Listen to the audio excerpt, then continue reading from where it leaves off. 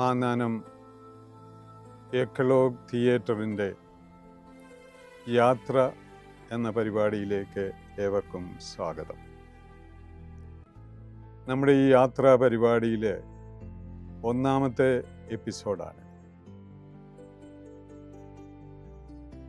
ഈ യാത്രയിൽ വിശുദ്ധ കുര്യാക്കോസ് എലിയാസ് അച്ഛനോടൊപ്പം നമ്മൾ ചാവറയച്ചൻ്റെ വീട്ടിലേക്കാണ് യാത്ര ചെയ്യുക. ചാവറയച്ചൻ്റെ വീട്, ജന്മഗൃഹം എന്ന് പറയുന്നത് കുട്ടനാട്ടിലായിരുന്നു. തിരുവിതാംകൂറിൻ്റെ പശ്ചിമഭാഗത്തുള്ള, കുട്ടനാടിൻ്റെ പശ്ചിമഭാഗത്തുള്ള ഒരു ഗ്രാമമാണ് കൈനകരി. വേമ്പനാട്ട് കായലിനോട് തൊട്ടുരുമിക്കിടക്കുന്ന പ്രകൃതി രമണീയമായ ഇടം. കൈനകരി ഗ്രാമത്തിൽ ഒരു തുരുത്തിലായിരുന്നു ചാവറ കുര്യാക്കോസ് എലിയാസ് അച്ഛൻ്റെ വീട്.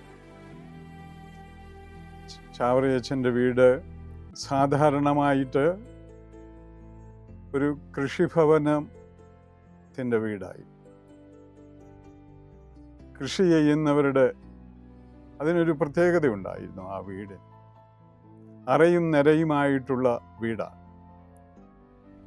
നെല്ല് സൂക്ഷിക്കുന്നതിന്, വിത്ത് സൂക്ഷിക്കുന്നതിന് കരുതലോടുകൂടിയ ഉണ്ടാക്കുന്ന വീടാണ് അറയും നിരയുമുള്ള വീട്. ചാവറയച്ചൻ്റെ ഈ അറയും നിരയുമുള്ള വീട് ഒറ്റത്തായിപ്പിലെ മുഖപ്പോടുകൂടി ഉണ്ടാക്കിയ ഒരു വീടാണ്. കിഴക്ക് ദർശനം, തെക്ക് പടിഞ്ഞാറ് സ്ഥിതി ചെയ്യുന്ന ഈ വീട്ടിലാണ് ചാവറയച്ചൻ ജനിച്ചത്. എൻ്റെ വീടിനെക്കുറിച്ചുള്ള ഗ്രഹാതുരത്വം, എൻ്റെ വീടിനെക്കുറിച്ചുള്ള ചിന്ത ഏറ്റവും അധികമായിട്ടുണ്ടായിരുന്ന ഒരു വ്യക്തിയാണ് ചാവറയച്ചൻ. എൻ്റെ വീട് എന്ന് പറയുന്നതിനേക്കാൾ എൻ്റെ ഭവനം എന്ന് പറയുന്നതാണ് നല്ലത്. വീടും ഭവനവും തമ്മിൽ ആശയതലത്തിൽ ഒത്തിരി വ്യത്യാസങ്ങളും. വീടെന്ന് പറയുമ്പോൾ അതിൻ്റെ ഒരു നിർമ്മിതിയാണ്. ഭവനമെന്ന് പറയുമ്പോൾ ആളുകൾ ഒത്തുകൂടുന്ന സ്നേഹസമ്പന്നമായിട്ടുള്ള ഒരു ഇടമാണ് ഭവനമെന്ന് പറയുന്നത്. അതുകൊണ്ട് ചാവറയച്ചൻ്റെ ഭവനത്തിൽ ഒത്തിരിയധികം സ്നേഹമുണ്ടായി. മാതാപിതാക്കളുടെ സ്നേഹം, സഹോദരങ്ങളുടെ സ്നേഹം. ചാവറയച്ചൻ ആഗ്രഹിച്ചു, ഈ വീട് പോലെ ഞാൻ ഉണ്ടാക്കുന്ന എല്ലാ പ്രസ്ഥാനങ്ങളിലും ഇതുപോലെ സ്നേഹമുണ്ടായിരിക്കണം എന്ന് ചാവറയച്ചൻ ആഗ്രഹിച്ചു.